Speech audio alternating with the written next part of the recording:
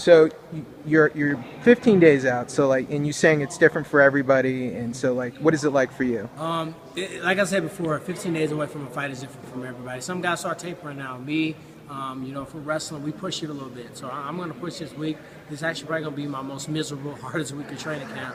But my body has been through weeks of conditioning. I'm in great shape. So I have the durability to be able to withstand this type of training. So I'm going to go out there and I'm going to train hard this week, put myself in a great mental spot to go into this fight and be getting ready to get victorious. I'll have my last hard day Saturday. Sunday I'll probably take off, enjoy with the family. Monday I'll start strategizing, bringing the weight, going over game plan, and really a lot of the live sparring and a lot of the live stuff is going to be out. What do you think is like the trickiest aspect of Carlos Condit? I mean, I think he's probably ranked #1 right now at welterweight, and he's really one of the most dangerous killers in the division, I think.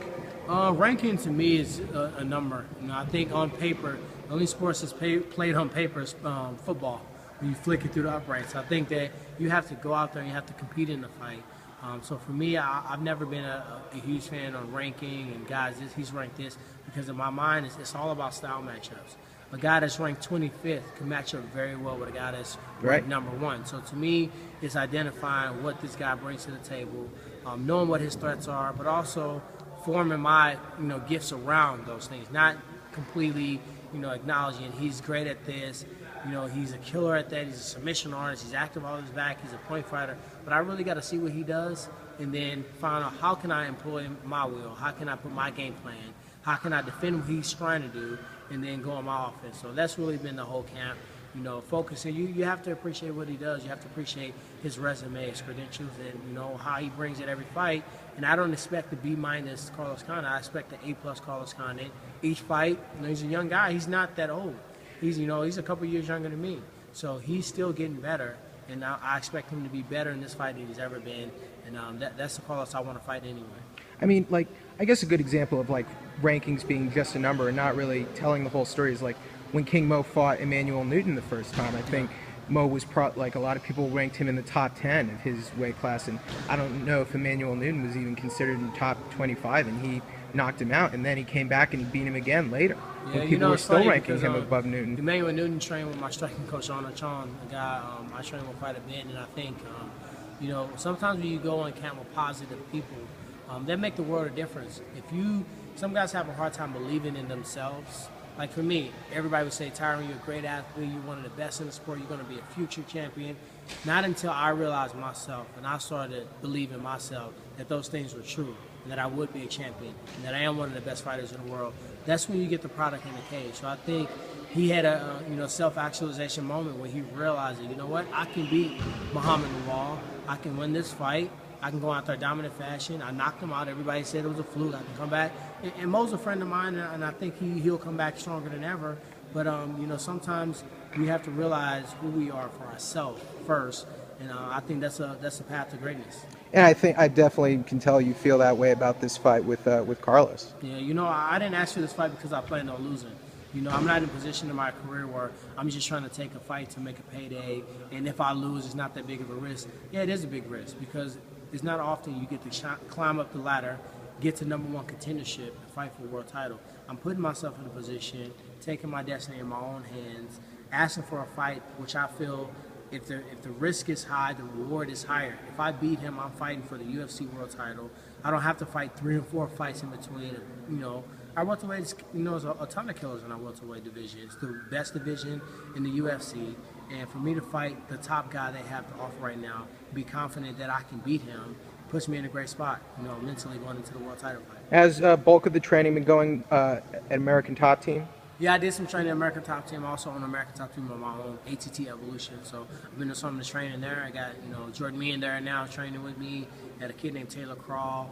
A lot of great wrestlers, conditioning coaches. So for me, I needed this to be all about me. Sometimes mixed martial art is a selfish sport. You need to think all about yourself. And in hindsight, when you get done and you win, you're victorious, everything, the financial gains for your family, for your gym, for your career, everybody gains after that. So for me, I had to really think about Tyron in this fight. This is a crazy fight.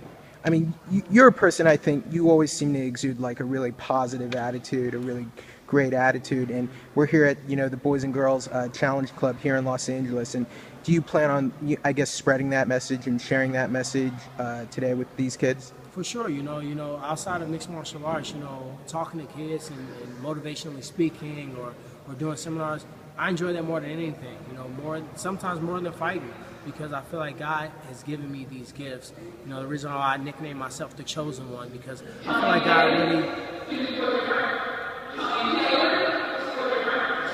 like God really chose me to be in this sport for a reason. All the life adversities, things I had to overcome, things that, you know, that I was successful in, it built me to be the fighter that I am today. And these kids need to understand that life is a journey. It's not a quick road to the top. You're not going to leave here and be in the UFC tomorrow. It's not going to happen.